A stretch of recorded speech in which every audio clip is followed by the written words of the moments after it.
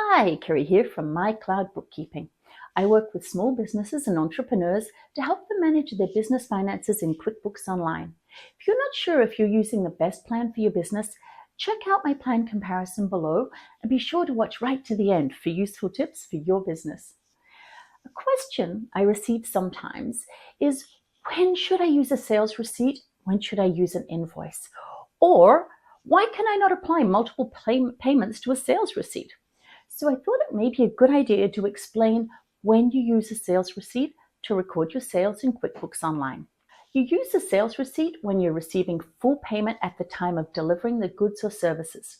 If you've sold an item or completed a service and the person is paying you right now, you prepare a sales receipt. Let's walk through the steps. So here we are in the sample company. And chances are, if you're using a sales receipt, you may even be on your phone. I'm obviously not. I'm on my computer here and I'm saying new and sales receipt. But if you're providing mobile services, chances are you're pulling this up on your phone. So here's the sales receipt. We choose our customer first.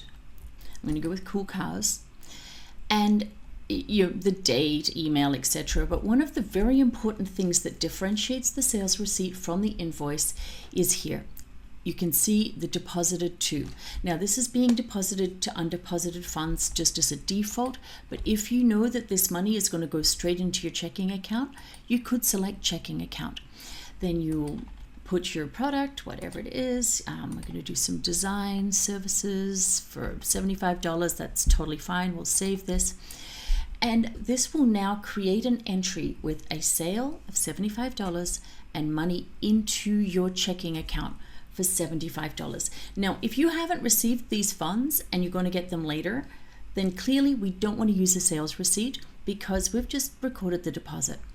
The other thing is where I get that question where people are saying, but I'm getting multiple payments.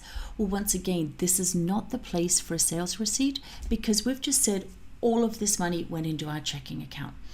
You could also use undeposited funds and then you match it and clear it later.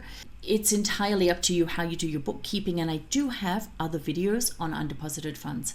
Now, if you're getting paid later or you're getting paid in multiple times, then you're going to use an invoice. I'm just going to pop out of this quickly just to go into the invoice. It's going to be exactly the same thing, except you're not saying that you've received the funds. So when we open up our invoice, we can see it's Cool Cars. We can go down here and put design services.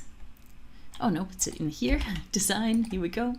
$75, exactly the same, but we're going to send this to them for them to pay us later. And they may pay $70 and then $5, and we'll be receiving those payments separately.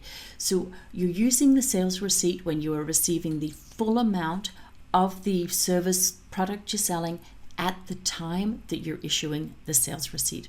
I hope that helps. Does that clear up any confusion? If you're not receiving the full amount right now, use an invoice.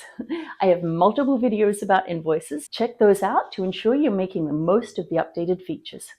Also, download the checklist for matching deposits on the bank feed, the bank transactions tab. It may help you keep on top of your reconciliations and avoid double recording your sales. So don't hesitate to reach out if you have any questions or make a note in the comments below. Cheers.